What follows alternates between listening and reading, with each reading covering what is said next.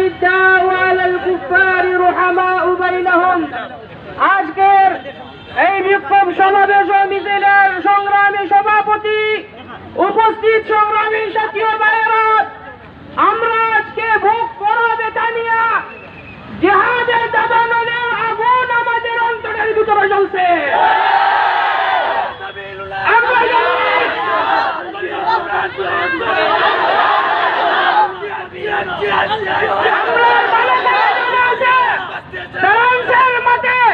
রাসূলুল্লাহ সাল্লাল্লাহু আলাইহি ওয়াসাল্লামের শানে গুস্তাখি করে রয়েছেন।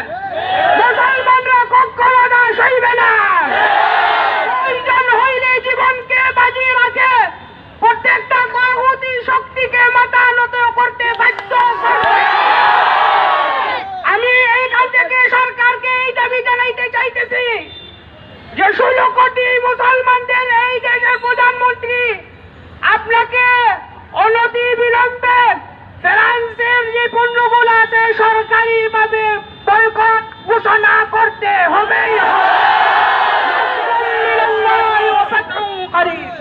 সম্মানিত উপস্থিতি, এ পর্যায়ে গুরুত্বপূর্ণ বক্তব্য পেশ করবেন জামিয়া রহমানিয়ার সিনিয়র মুহাদ্দিস হযরত